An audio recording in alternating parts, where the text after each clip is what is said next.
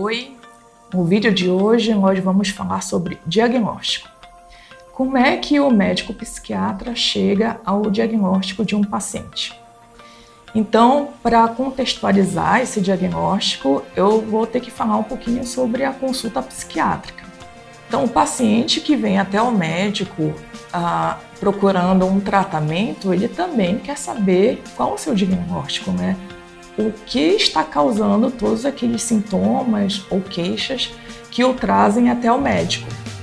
E para isso, o psiquiatra vai escutar atentamente a queixa do paciente, a história em que se dá essa queixa e se houve queixas anteriores, casos anteriores, se foi tratado anteriormente de alguma outra forma, se há um diagnóstico parecido ou casos na família, assim como hábitos de vida, questões de atividade, de sexualidade.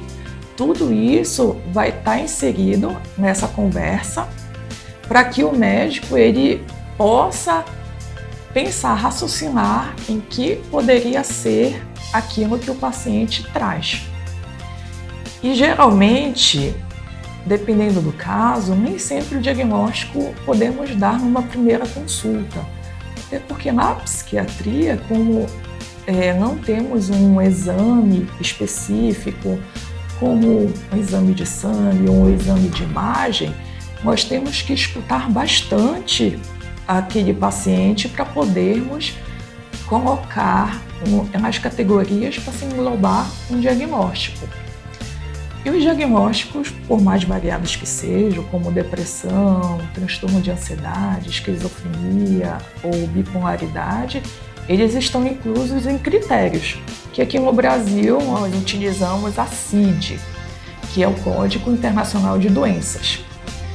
Não só no Brasil, como em vários países do mundo. E nos Estados Unidos eles têm o seu próprio código, né? Que seria o DSM, que atualmente está na 5ª edição.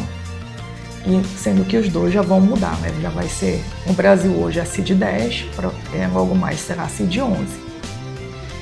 E a partir disso, nós poderemos pensar no que o paciente traz para se fechar esse diagnóstico, que vai ser muito importante para o tratamento, né? Então, o médico ele vai fazer o tratamento medicamentoso. Dependendo de qual for o diagnóstico, nós temos tipos de medicamento chamados psicotrópicos. Então, antidepressivos, ansiolíticos, antipsicóticos, estabilizadores de humor, que vai ser prescrito conforme for o caso. E também gostaria de ressaltar que no tratamento para as doenças mentais também é muito importante a parte da psicologia, a psicoterapia ajudando na melhora desse paciente. O objetivo dessa consulta psiquiátrica, de se formar um diagnóstico, de ter a instituição da medicação é para que se alcance a melhora dos sintomas, depois a remissão dos sintomas, até chegar no objetivo tão almejado, que é a cura para a doença. E dependendo da doença, vamos ter isso, né? Essa cura, ou seja, o paciente não precisar mais daquela medicação, porque não vai ter mais aquele transtorno, mas também lembrando que tem doenças mentais em que não há uma cura até a atualidade. É uma doença que chamamos de crônica, em que a medicação ela vai ser necessária por um longo tempo, mas que implica uma qualidade de vida do paciente. Não só do paciente, né, mas como os familiares como um todo.